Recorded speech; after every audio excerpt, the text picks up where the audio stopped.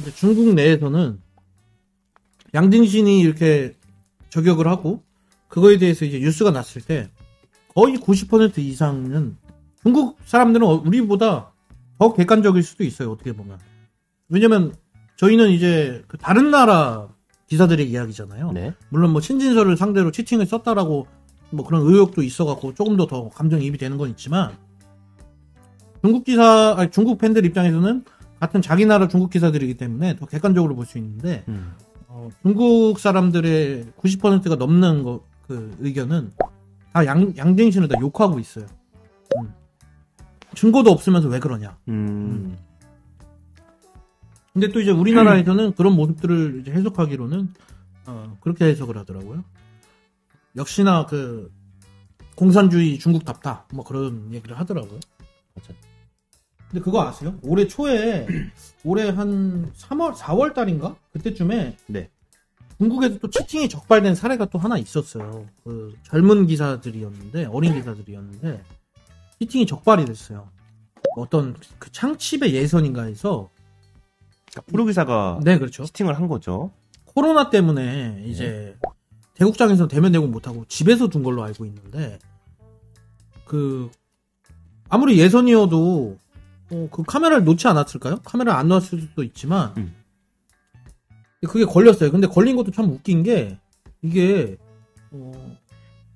티나는 수들 무조건 압도적인 수를 준 게 아니라 이 어린 기사가 좀 머리를 쓴 거예요. 그래서 초반에는 자기가 뒀어요. 초반에는 자기가 줄 수 있잖아요. 인공지능 공부가 돼 있으면 상대가 뭐 정상급 기사라고 해도 초반에는 비등비등하게 갈 수 있잖아요. 그렇죠? 근데 결국에는 이제 바둑이 중반전과 이 중반전에서 뭐 유리하다라고 하면 그 유리함을 종반전까지 가지고 가는 끝까지 가져가는 굉장히 어려운데 이 중반전 때 얘가 어떻게 했냐면 90% 100%짜리 수를 주는 것이 아니라 50% 60% 50과 60 사이에 있는 이 수들을 계속 주워가는 거예요. 네. 티가 안 나게.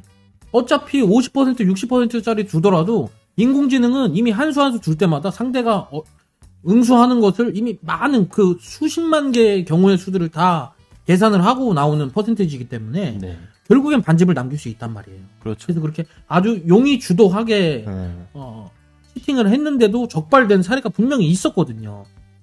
근데 그렇게 머리를 써서 인공지능을 쓴 만큼 이게 잡아내기가 쉽지 않았을 텐데 어떻게 잡아냈냐는 거예요. 네? 이게 중국 기원 측에서 어떤 그런 기술력이 있다라거나 아니면 정말 그 치팅한 기사에 뭐 그런 치팅한 걸 알고 있는 사람이 고자질을 했다거나 이 두 가지 아니면 사실 없거든요.